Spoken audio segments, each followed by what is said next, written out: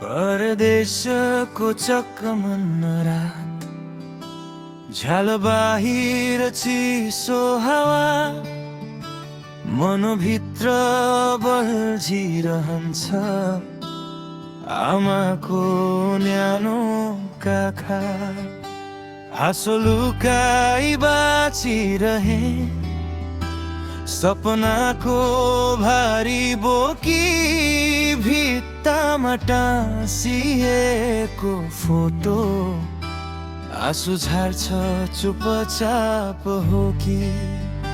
आमा म टाढा भए तर मन तिमीमै छ, बाबा तिम्रो छाया आज पनि साथमै छ। देशको माटो आँगनको बासना, परदेशमा बाँचिरहे सम्झनाको सासमा। चाड पर्व आउँदा यहाँ मन झन् भारी हुन्छ, भाइको हाँसो बहिनीको स्वर कानमा गुन्जिन्छ। फोनको पर्दा भित्र सीमित भयो माया, भेट्ने दिन पुर्दै बित्छ हरेक परदेशी छाया।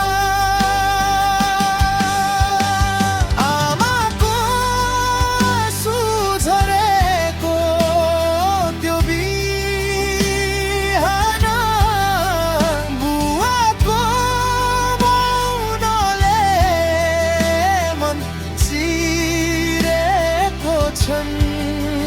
गाउँको धुलो बाटो फर्केर हेर्दा सपनासँग बाँधियो जीवन। भिरालो बाटो अनिश्चित यात्रा, छातीभित्र डरको भारी, के हुन्छ भोलि भन्ने प्रश्नले निद्रा चोरेका अनगिन्ती रातहरू भारी। परदेशको आकाश मुनि उभिँदा आफ्नोपन कतै हराएको पाए, आँसु आफै पिए कसैलाई नदेखाइ, तर आशाको सानो किरण नझै बचाए। रगत र पसिनाले लेखिएको यो जिन्दगीको कागजमा अन्तर आयो त्यो दिन, रातो पासपोर्ट हातमा। आमा बुवाको अनुहार सम्झदा फोनको पर्दा धमिलो हुन्छ। श्रीमतीसँग कुरा गर्दै गर्दै उनका आँखा आफै रसाउँछन्। मनभित्र गहिरो चोट बोकेर आफ्ना आँसु लुकाउँछु म। बाबा खै भन्दै छोरा छोरीले आमाको मन पिरोल्छ हे। गाउँको माटोले पनि बाटो हेरेर बसेको छ रे। मेरो पाइला मेरो सास कहिले फर्कन्छ भनी सोधेको छ रे।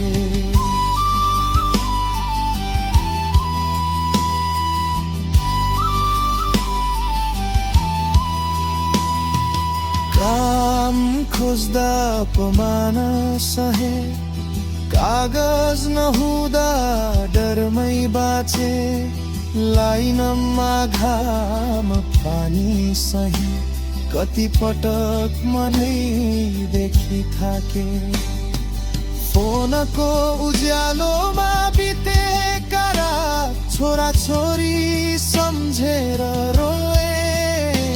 थोरै धैर्य गर भन्दै आफैलाई हजार चोटि सम्झाए।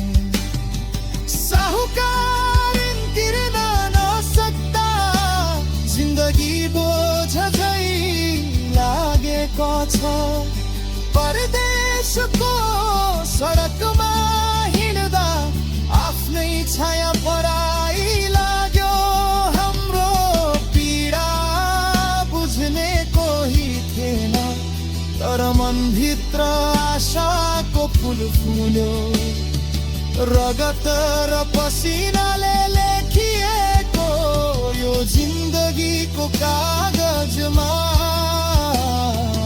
अन्त आयो त्यो दिन, रातो पासपोर्ट हातमा।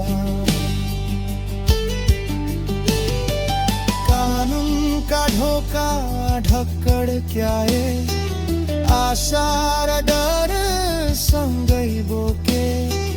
वर्षौंको सङ्घर्षको अन्त्यमा एक दिन खबर आयो भो। कागजको त्यो सानो पुस्तकले नयाँ पहिचान दियो यहाँ। तर मन अझै अड्किएको छ उतै, मेरो नेपाल मेरो छाया। आज विदेशी नागरिक भए म यहाँ, तर मुटु अझै गाउँमै छ। रातो पासपोर्ट हातमा छ, तर आत्मा अझै आमाकै काखमै छ। सङ्घर्षले बनाएको यो कथा इतिहास बनेर होस्। परदेशमा पसिना बगाउने सबै नेपालीको आवाज हो।